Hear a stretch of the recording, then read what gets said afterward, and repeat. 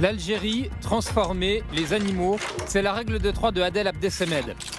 Né il y a 48 ans à Constantine, à l'est de l'Algérie, Adel Abdessemed étudie à l'école régionale des beaux-arts de Batna avant d'intégrer l'école supérieure des beaux-arts d'Alger en 90.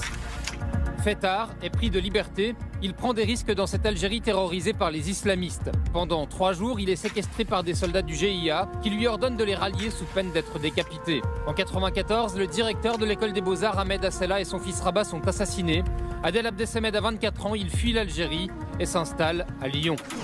Pour lui, une œuvre d'art n'est pas vouée à renverser un État, mais à transformer notre regard, à nous transformer. Raison pour laquelle ces œuvres nous frappent, provoque de vives émotions.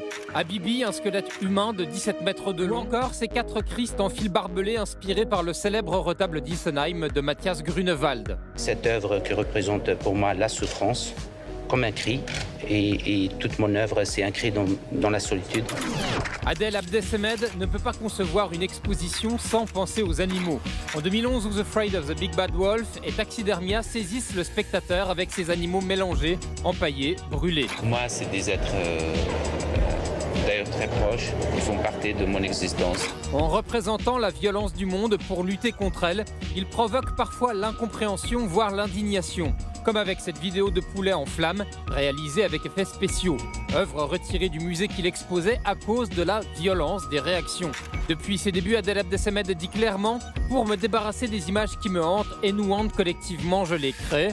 Le livre qu'il publie aujourd'hui avec Christophe Onodibio s'ouvre par cette citation de Nietzsche « Nous avons l'art pour que la réalité ne nous fasse pas périr ». C'est vrai que j'ai vécu vraiment la censure pour un mot, pour une phrase. Alors pour un dessin, on peut vous ôter la vie. Hein. C'est ce que vous avez vécu en Algérie. Le directeur de l'école des beaux-arts a été assassiné parce qu'il favorisait un atelier où il y avait une modèle, Nadia, qu'on pouvait dessiner, un modèle de vie. C'était un homme libre et un homme qui poussait en tous les cas, ou qui défendait la liberté. Et il a payé le prix cher de sa vie.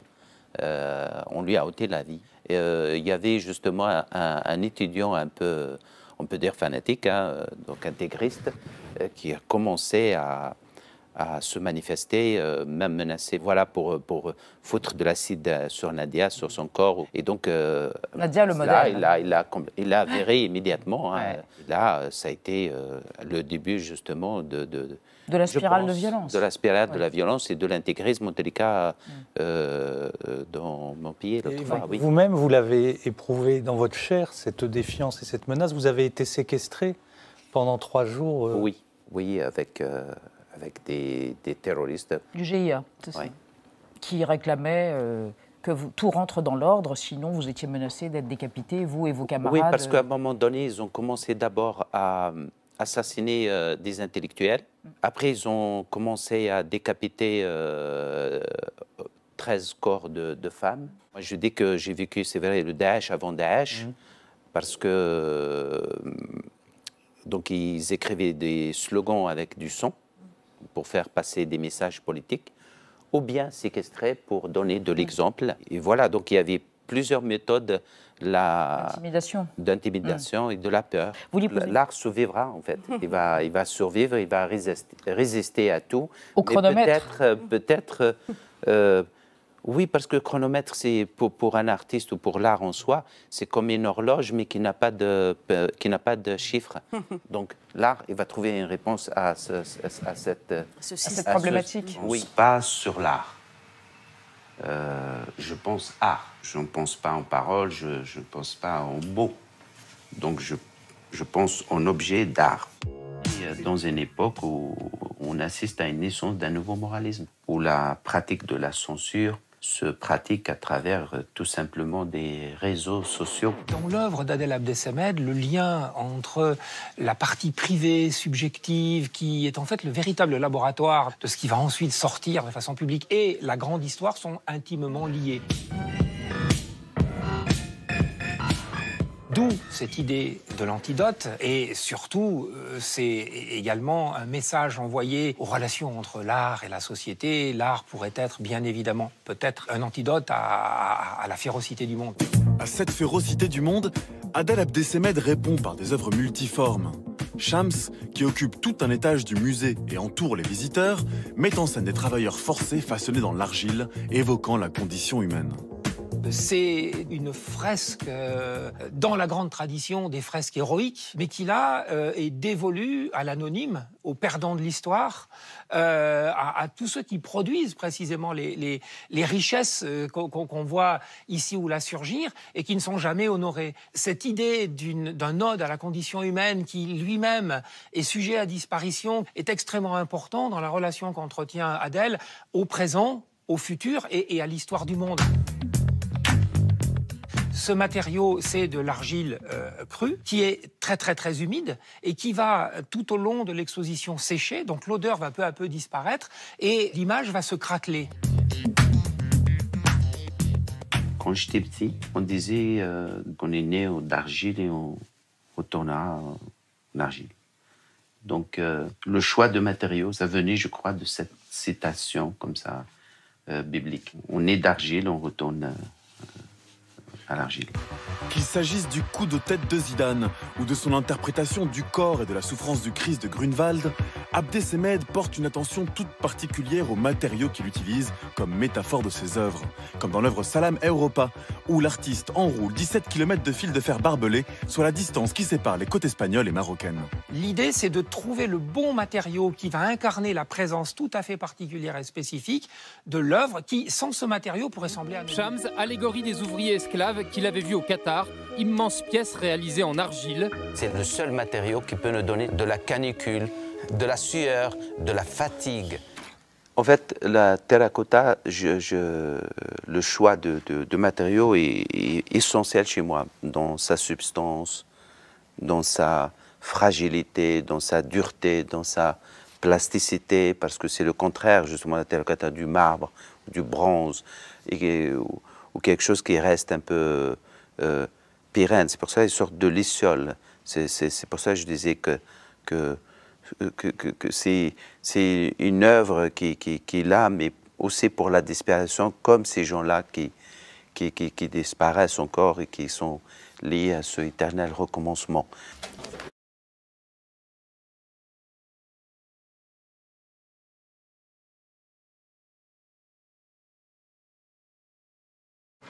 Toujours, je pars à partir de dessins, de construction, de dessins, après quelques archives qu'on trouve, disons, à Internet aujourd'hui, qui est une base de données aujourd'hui, comme une banque d'images, une sorte comme ça.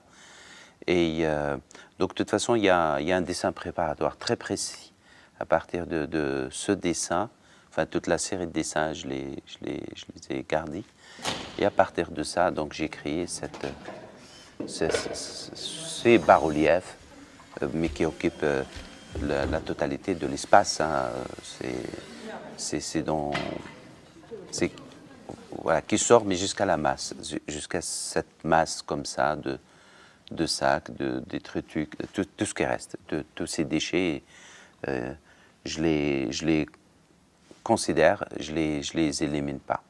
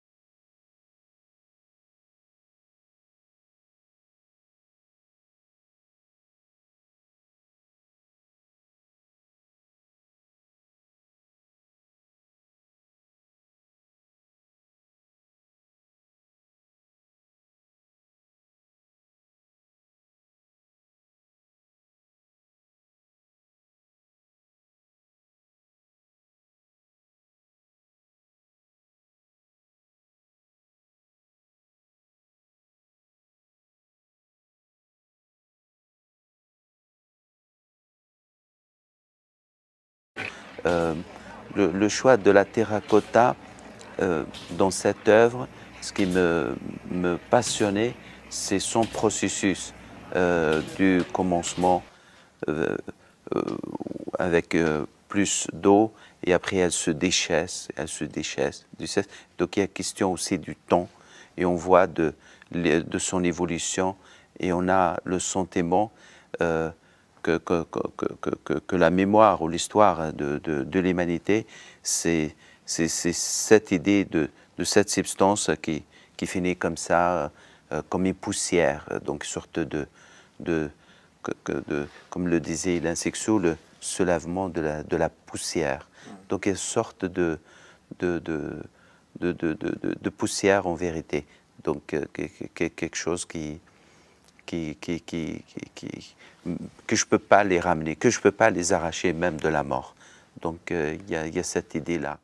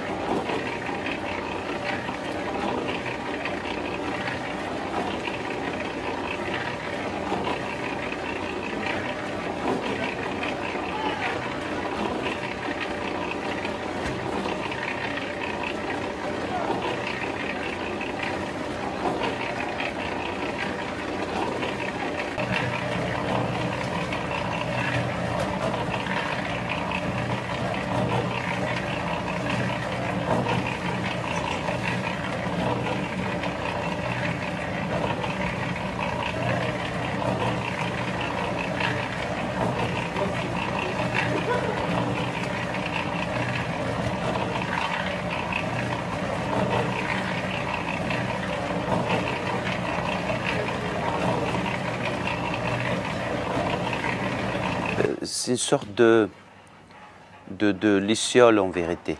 Donc des lucioles qui viennent, qui se font exploiter et qui disparaissent. Je crois que c'est une belle métaphore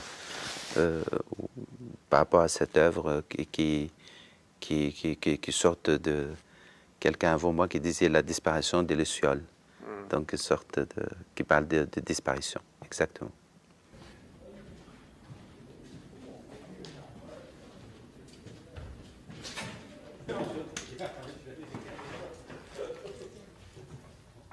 Et lumière, donc quelque chose un peu qui peut nous ramener vers une sorte de canicule où le ciel fiévreux,